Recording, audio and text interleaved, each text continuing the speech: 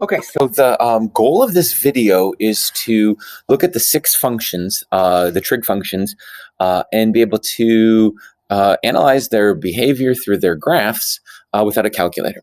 And so part of that basis of knowing those functions, we need to know what does the parent function look like. And so we're going to go through each of the 6 graphs to know what that parent function looks like. Some of this might be familiar to you from last year, which is great. And if not, that's okay too.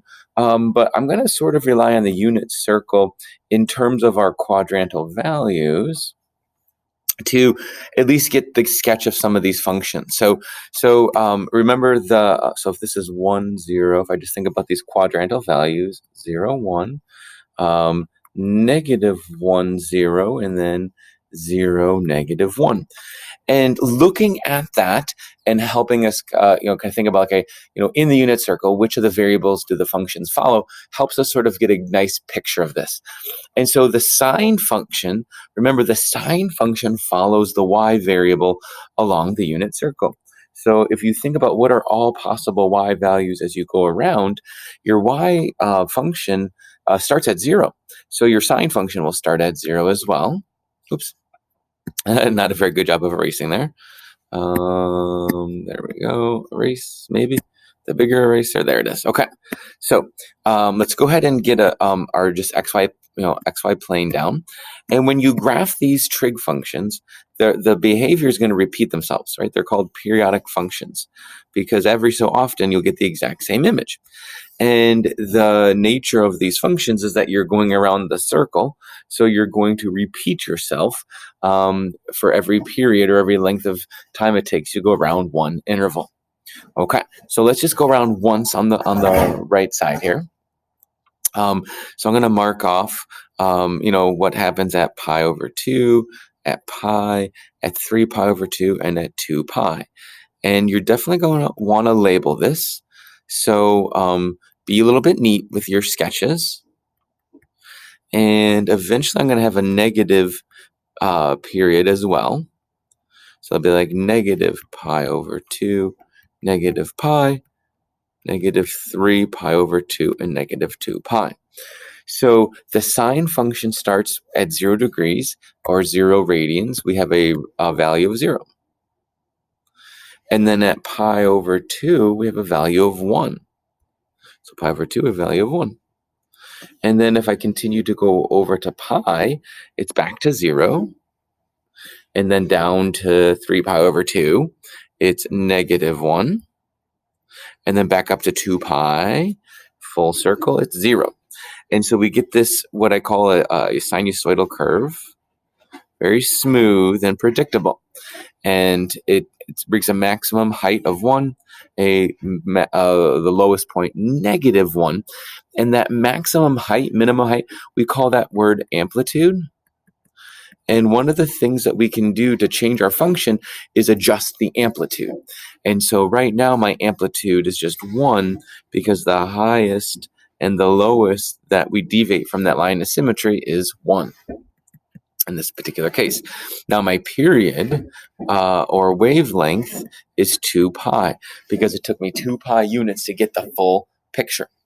And this image will repeat itself. So if I think about negative pi over 2, there's negative 1. Negative pi, it's 0. Negative 3 pi over 2 is back to 1. Negative 2 pi, it's 0. So I can easily get this image here. And there's my sketch. So it doesn't really matter where you put your 2 periods, but I'd like to see 2 full periods of your sine wave. And I know it goes on forever, so you could always put arrows there. But giving me 2 periods gives me enough of the graph to know its behavior. Now, cosine, to kind of give you a heads up for the next one, now cosine is going to follow the x variables. So it's going to start for the cosine graph. The cosine graph is going to start at 1 when we begin at 0 radians. So it's going to actually start up at the highest point, or the highest point of the amplitude. And then it's going to decrease to 0 and keep decreasing to negative 1 and then go back up to 0 and back up to 1. So the actual curvature is going to look very similar to the sine wave. It's just going to have a different set of intercepts because it has a different origin that we begin. So I'm going to go ahead and graph our just XY plane here. Like I said, take some time and be neat with it. So your cosine graph, again, if I get my quadrantal values, kind of nice tick marks here. So that's pi over 2 and pi, 3 pi over 2 and 2 pi. We'll have the negative ones too, just kind of like standard until we start shifting things. But if you wanted to do 2 periods on the positive side, you could. That's fine. Just label things very neatly. 1 will be our maximum amplitude. Negative 1 will be our lowest value for this function. And we go ahead and we start with cosine of 0 is 1 because the x value is 1. Remember, we go down to 0 at pi over 2. We're at negative 1 at pi. We're back to 0 at 3 pi over 2, and back to 1 at 2 pi. And again, that's just following the x values of your unit circle. So again, drawing your curve, it's very smooth. So your cosine wave will look something like that. So we can kind of see a little bit of that in the sine, right? Like there's that same curvature. It's the exact same thing here. It's just that it's a little bit, quote unquote, behind or ahead, depending how you look at that. And then we could get the other period or the other interval here. So again, try to make it smooth and rounded like that. Notice the symmetry across the y-axis. Remember, cosine's an even function, where sine's an odd function, we get the rotational symmetry. So again, remember, amplitude is the highest and lowest point that we deviate from the line of symmetry. So again, our amplitude is 1, and our period is still 2 pi, because it still takes us 2 pi to get through the image. And the thing is, it doesn't matter where you start. Let's say you started here. To get to one complete image, my total distance is 2 pi. So it doesn't really matter where you stick that interval, it's still going to be 2 pi. Okay, now I'm actually going to jump down to secant, cosecant, because those are the reciprocals of sine and cosine. And so when you graph them, you can graph sine and cosine first and take their reciprocal values to get the secant and cosecant image. So I still recommend that to my calc students. Like if you need to graph secant, graph cosine first, or at least think about cosine's graph first. So for the secant, again, there's going to be a value of 1 and negative 1, and then we think about pi over 2, pi, 3 pi over 2, and 2 pi. And when you graph secant, there we go. Again, when you graph secant, we should be thinking about cosine, because we're going to take that reciprocal function. And so again, here's your negative side over here. So I'm going to just very lightly dot the cosine graph. So the cosine graph we just did would do something like this. Right? There's the cosine graph. And the same thing over here, cosine graph. Now, the thing is that when you do the reciprocal of these, we're going to have some issues, because we can't take the reciprocal of 0. And we've already noticed, that happening when we try to evaluate some of our trig functions that we can't. So like I can't take the reciprocal of 0. So when the cosine is 0, I'm going to get an undefined value. Well, every time that cosine graph intersects the x-axis, that's going to give rise to a vertical asymptote of the secant graph. So that's why I like to graph cosine first, because it allows me to get those asymptotes in place.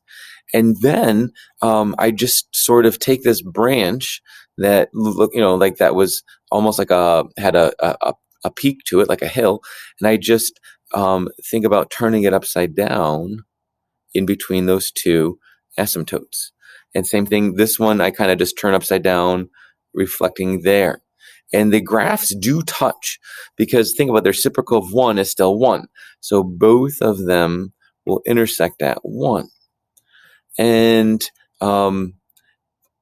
because cosine has amplitude, there's what I call like a pseudo amplitude, or kind of like an anti-amplitude, if you will, because since the amplitude of cosine is between 1 and -1, then everything that's sort of like in between that is empty for the secant, because you have to take the reciprocals of all those values.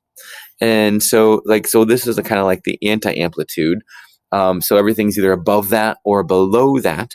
And we just get that by taking the branches and turning them upside down. The intersection of the x-axis tells us where we get our asymptotes. So the period is still 2 pi, but the amplitude or the anti-amplitude, it's just, again, something I kind of like think about. There really is no amplitude, because by definition, amplitude means what's the highest you deviate from your line of symmetry. So as you continue to go out forever, there is no highest point or lowest point. But we can kind of think of that middle slice that I highlighted in blue as like kind of like the anti-amplitude. And the same thing's going to happen with cosecant. So the reciprocal function of cosecant is the sine function, right?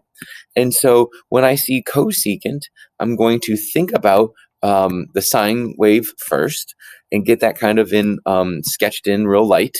So we're going to think about the sine function. So then, and feel free to use multicolors. I've had students in the past like get really colorful when they do their assessments or their homework. Up to you. So remember, 1 and -1 are our max and mins of the sine graph. There's pi over 2, pi, 3 pi over 2, 2 pi. And take care to label. Right? So then there's negative pi over 2, negative pi, negative 3 pi over 2, negative 2 pi. So again, take care to label. And this is my first time writing all these graphs too, like this with a stylus. So it's gonna take some time, right? So be patient with that. The sine wave again starts at 0, 0. And does one of these things, right? Like one of these nice, aesthetically pleasing, very balanced curves. Okay. And then think about anytime it crosses the 0, that's going to give rise to a vertical asymptote. So right there at 0, right there at pi, and right there at 2 pi will be vertical asymptotes. And those sort of, again, serve as the boundaries, gives us a prediction of the graph. There's another one there, and another one here. And because this, like both secant and cosecant are off of like the same sine cosine wave, their graphs look the same too. It's just going to be shifted a little bit to the left or the right. And again, you can't take the reciprocal of 0, so that's why we had that vertical asymptote. And we just come down and we just touch and go. So at pi over 2, it reaches its lowest point because the reciprocal of 1 is still 1 on both functions. And the same thing at 3 pi over 2, we have a -1 touch. So like the period of secant and cosecant is again both 2 pi, because you need an interval of 2 pi to see an upper branch and a lower branch. And then we do the same thing here and here. So there's what the fundamental period or 2 periods of the cosecant graph looks like. And again, thinking about the sine function when you take its reciprocal. So secant, cosecant, sine, cosine, I always like to lump those together. So when we start looking at some practice questions, those are always good to do first, simply because to graph cosecant or secant, you need to graph sine and cosine. Now, let's go ahead and get the other two, tangent and cotangent. They're not as complex of graphs as the sine, cosine, secant, cosecant, I don't think. But they still have asymptotes to worry about. And so let's think about what that might look like. I guess I'm starting with orange. That's fine. That's Y. That's X. Now, here's what you're going to notice about the tangent graph is that the period of tangent is only pi. And the same thing is with cotangent. So that's the big difference. Cotangent of X. Oh, sorry, and tangent. I should tangent and cotangent. Tangent and cotangent. The period is only pi. So you're only going to need half of a circle, half a trip around the unit circle to get its full image. And so that's why I only had to go from like 0 to pi on this side, and then 0 to negative pi on that side. So, and then I'm just going to use the unit circle. So thinking about tangent is the y value over the x. So when I'm at 1, 0, I have 0 over 1, so that's 0. And then up here, it's 0, 1, so 1 over 0, that's not defined. So there's going to be a vertical asymptote at that pi over 2. And then I come over here, it's again 0 divided by, well, this time negative 1, so I'm back to 0. And if I were down here at negative pi over 2, or 3 pi over 2, if I continued on that way, it doesn't matter really which, 0, negative 1, where you put your two periods. I just like to do half on one, half on the other. It's still going to be a undefined value. And then at negative pi, you're back here, so you're still back to 0. So you don't get a lot, right? You get a 0, undefined, 0, undefined. But what ends up happening is your tangent function's always increasing as you go around that circle. So what you get is a graph that looks very similar to the cube function, except for you're bound in between these vertical asymptotes. Now, that's two periods, right? Two full cycles of tangent. You see a full cycle here from negative pi over 2 to positive pi over 2. So that's a distance of pi. And then we get half of a branch here and half the branch there. So some students like just to continue this on, which is fine. Just make sure then you end on a vertical asymptote, because at 3 pi over 2, you have another undefined value. So this actually is more. And if you really wanted to like finish that one at negative 3 pi over 2, you could finish that branch there. Oh, that bothers my OCD just a bit. Let's make it green. There we go. Okay, so that's actually 3 periods, because any distance between any two consecutive vertical asymptotes is a distance of pi. And that's the same thing of any distance between any intercepts. Now, the graph of cotangent is actually going to look similar to tangent, but it's just going to be sort of like a reciprocal. So you think about taking the reciprocal of all these values. So all of the zeros of tangent now become undefined points of cotangent. So, so we draw our xy axes here. And remember, tangent had a 0 at 0 and a 0 at pi. So those now become vertical asymptotes of cotangent. So let's get another color here. Oops. I guess we can go orange. So there'll be a vertical asymptote. Oh, I thought I clicked on orange. There it is. A vertical asymptote at 0, and a vertical asymptote at pi, and a vertical asymptote at negative pi. Because again, thinking about the tangent graph, all of the zeros of tangent, we take the reciprocal of 0, we get an undefined value. And then the reciprocal of something undefined actually turns out to be 0. So I get pi over 2 and negative pi over 2. And when I turn that graph upside down in a way, one way to think about that is that it now looks like a negative cube function. But again, still bound between those two vertical asymptotes. And again, look at it's not a direct turn upside down, because if I would have turned this upside down, then I still would have gone through, right, 0, 0. I'm going through not 0, 0. That's an asymptote. So it's not a true, just a reflection over the x-axis, but the image, the curvature is like a reflection over the x-axis, and I then shift it a little bit to the left or the right. Now here's the thing. You have to know these 6 functions. You have to know them really, really well, because what we're going to do in this course, in this assignment, is start taking those parent functions and translating them, altering their amplitude and their period or their wavelength. So the sooner you learn the images, the better. And honestly, there's no easy way around it other than just practice.